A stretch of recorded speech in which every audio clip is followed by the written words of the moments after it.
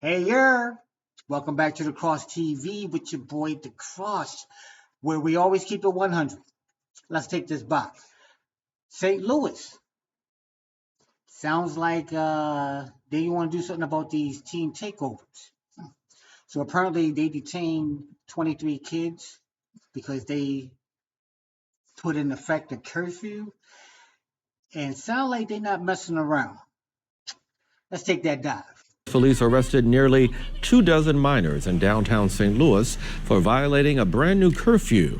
You're looking at 5 on your side exclusive video overnight showing officers making those arrests.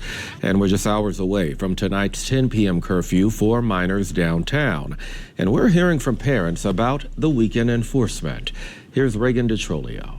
Go home now, or you will be detained. Friday night into Saturday morning, St. Louis police officers arrested 23 kids ages 17 and younger who were out past 10 p.m. in downtown and downtown west neighborhoods. The curfew is to combat the violent street takeovers and shootings 5 on Your Side told you about last weekend. Parents like Adam Carson were shocked when I told him an 11-year-old was arrested this weekend for being out past curfew. There we go. An 11-year-old out at that hour. What are you doing? And they was putting this in effect. So the parents knew that there was a curfew coming and they still not watching their kids. And now the police are rounding up their kids where they should be fighting crime, hunting down the bad guys. And they out there doing the parents' job of rounding up these kids and getting them back home. 11 years old. It's sad, right? Because you know that there's been so many failures for that 11-year-old to be out on the streets, right? There's so many failures in our society, and we have to really think, like, what do we want the future to be for children in America, right? Is it stronger, better public schools? Is it more, again, social programming? Like, what is it that kids need? So I got a weird, crazy thought. They need their parents to be more involved in their life.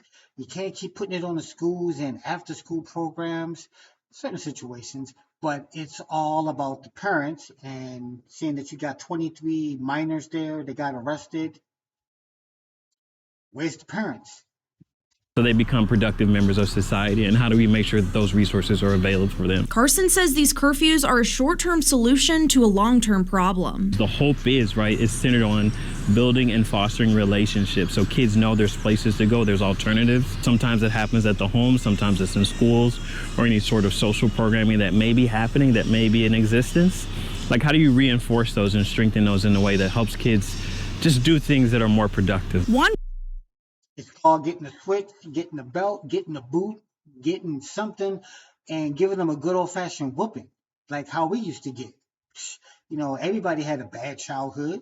Everybody lived in not the best part of town. Not everybody came from fancy neighborhoods. So that's a bunch of crap.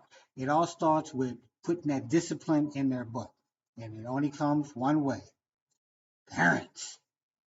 One woman who lives here in downtown St. Louis says she feels comfortable knowing the curfew is in effect this weekend. She, along with others, say the responsibility falls on the parents. I always knew where my son was, no matter what friend he was with or who he was with, until he was out of my house. SLMPD officers say curfew violators will face detention, while the parents could face fines or even jail time. We are the examples for our children, and we have to lead by example. Reporting in St. Louis, I'm Reagan DeTrolio, 5 on Your Side.